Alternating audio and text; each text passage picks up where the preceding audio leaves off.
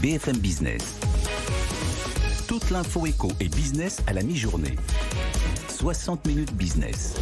Stéphane Pedrazzi. La France va-t-elle manquer d'électricité l'hiver prochain? Les prix vont-ils continuer de grimper? Est-ce que la sobriété énergétique à ce stade est la seule stratégie réaliste? On va en parler avec Nicolas Goldberg, Senior Manager Énergie chez Columbus Consulting. Nicolas, bonjour, merci d'être avec nous.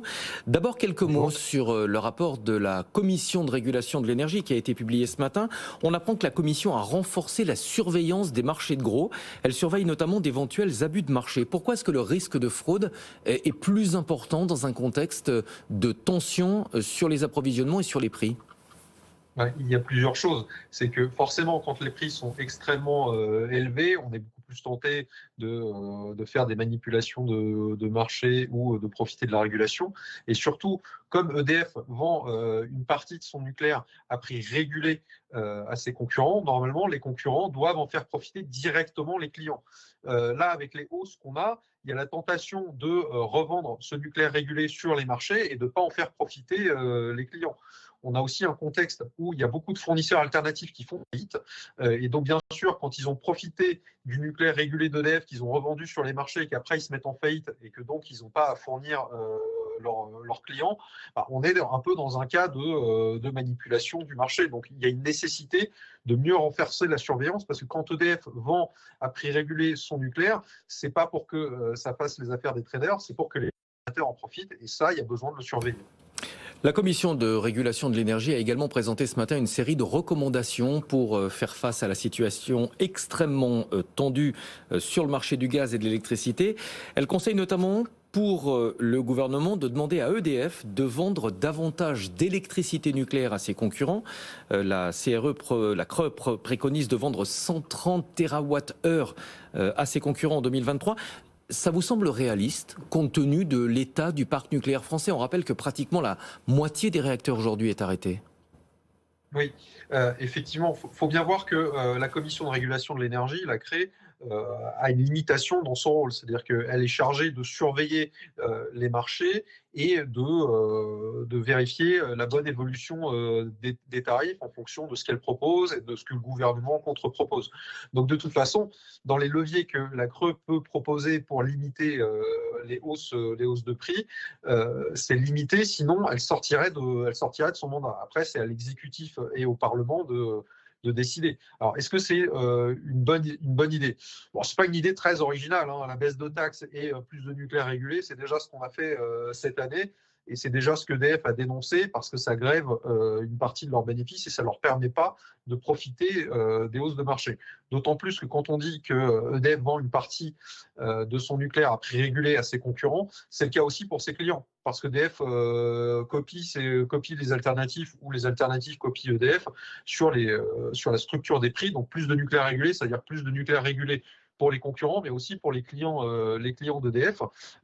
Ça me paraît un petit peu compliqué parce qu'on ne peut pas dire d'un côté que EDF a des difficultés financières, doit énormément investir, surtout dans un contexte où le parc nucléaire tousse, une grande partie est arrêtée et on a un objectif de production de nucléaire qui est extrêmement bas, et en même temps demander à EDF de vendre plus de nucléaire régulé.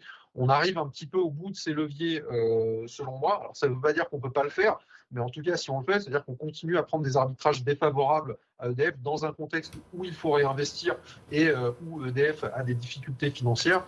Bon, à la fin, il faudra bien voir quelles sont les conséquences de tout ça. Mais ce qu'il y a à noter, c'est que la Commission de régulation de l'énergie anticipe déjà une grande hausse des tarifs régulés en 2023 parce que les prix continuent de monter et que ce bouclier tarifaire il avait été décidé en octobre l'année dernière avant l'invasion de l'Ukraine. La situation a empiré depuis, donc il y a bien une nécessité d'anticiper les hausses de prix qui auront lieu en 2023, bouclier tarifaire ou non. On va parler des tarifs en détail dans un instant. D'abord une question très précise, est-ce qu'on va manquer d'électricité l'hiver prochain? C'est très probable, et en tout cas, c'est bien d'anticiper. Ça va dépendre de la météo. Évidemment, si on a une météo très clémente, qu'on a beaucoup de vent, il n'y aura aucun risque.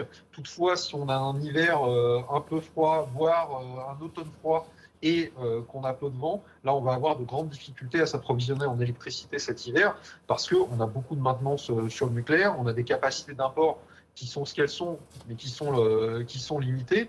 Donc on sait que cet hiver va être très difficile à passer. L'hiver dernier a déjà été difficile, hein. On a passé l'hiver dernier parce qu'il a fait plutôt chaud, il y a eu du vent au bon moment, mais il faut bien voir que quand on a eu une vague de froid entre Noël et le jour de l'an, c'est là où on a battu des records d'importation, alors que c'est le moment où la consommation est censée être structurellement basse. Donc cet hiver, c'est sûr que ça va être difficile à passer, voire même peut-être cet automne, s'il commence à faire froid dès l'automne, c'est sûr qu'on aura des difficultés sur l'approvisionnement en électricité et qu'on pourra être amené à activer ce qu'on appelle les leviers post-marché, donc des coupures industrielles, des baisses de tension, voire des coupures de tournantes de particuliers. J'espère qu'on n'en arrivera pas là. Le but, c'est de ne pas en arriver là. Enfin, c'est du domaine du possible. Ouais, le gouvernement a souvent expliqué que d'éventuels délestages concerneraient les industriels et que les particuliers étaient relativement épargnés. C'est complètement exclu ? Quand vous dites relativement épargné, je pense que tout est dans votre relativement. C'est sûr que les premiers touchés, ce sont surtout les industriels qui sont rémunérés pour ça. Donc, il ne faut pas juste se dire on les coupe parce que pénurie. Enfin, les industriels participent à la sécurisation de l'approvisionnement électrique en ça que certains sont rémunérés grassement pour être coupés en quelques secondes et soulager le réseau. C'est le premier levier qui est activé. Il peut être activé 10 fois dans l'année. On l'a déjà activé une ou deux fois, jamais 10 fois. La Commission de régulation de l'énergie a alerté sur le fait qu'on pourrait l'activer 10 fois cette année. J'espère qu'on n'en arrivera pas là.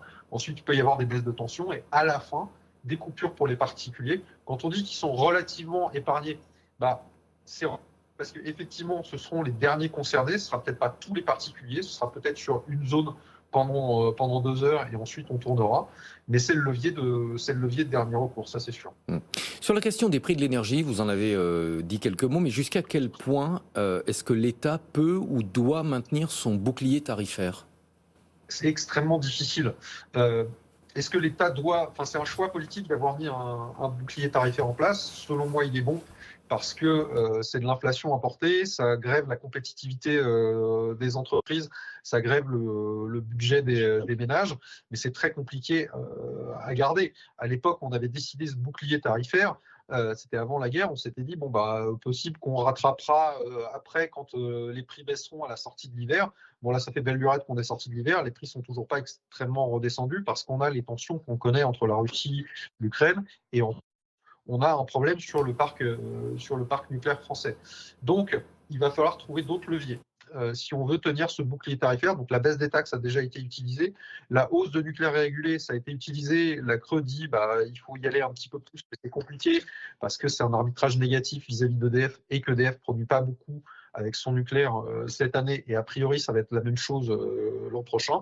Après, il faut imaginer d'autres choses. On peut avoir des chèques énergie, on peut avoir des taxes sur les profits exceptionnels de certains producteurs. Il y a 14 milliards d'euros qui ont été récupérés dans les filières éoliennes et solaires. Ça peut peut-être être mis à contribution pour bloquer encore une partie des prix. Mais enfin, on voit que c'est compliqué et que là, si on veut continuer à bloquer les prix pour des questions de pouvoir d'achat et de compétitivité de nos industries, l'État planificateur doit pouvoir jouer son rôle et donc trouver des mannes financières. Ouais, au-delà des facteurs actuels qui sont la guerre en Ukraine et évidemment les tensions avec la Russie, est-ce que le monde n'est pas de toute façon entré dans une nouvelle ère où les prix de l'énergie vont être durablement élevés, du fait notamment de la transition écologique ? En fait, les prix vont durablement faire des yo-yo. Mais c'est déjà ce qu'on observe depuis une dizaine d'années. On avait des prix qui ont été élevés dans les années 2000. Deuxième moitié de 2010, ça a baissé. On s'est dit, ça va être structurellement le cas.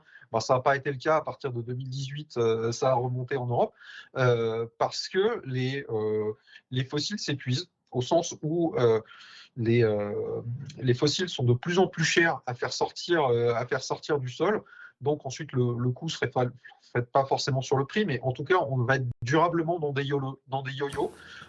On est soumis aux aléas géopolitiques. Il faut savoir que le pétrole, le gaz, c'est quasi à 100% importé en France, donc on subit la géopolitique. L'électricité, c'est différent, on peut la produire chez nous. Enfin, il y a encore beaucoup d'électricité qui est produite à partir de gaz en Europe, donc on en subit aussi le prix dans l'Europe et en France également.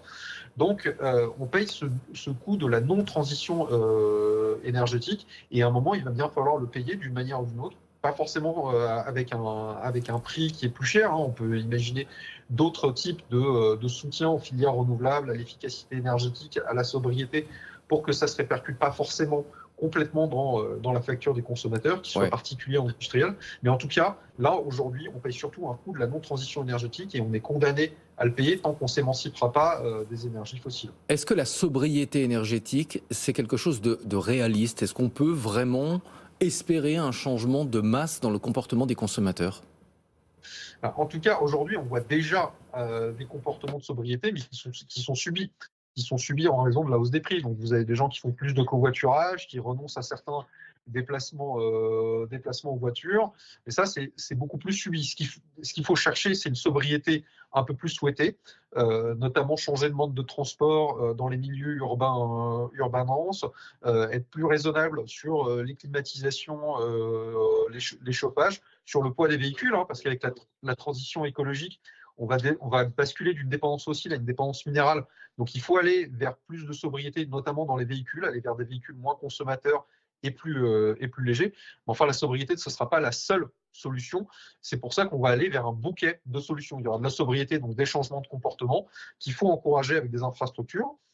Il y aura de l'efficacité énergétique, mieux isoler les bâtiments, c'est extrêmement important. Il y a des co-bénéfices sociaux qui sont extrêmement importants, qu'il faut pouvoir prendre en compte. Et enfin, des énergies décarbonées, renouvelables, nucléaires à plus long terme pour chercher la décarbonation profonde.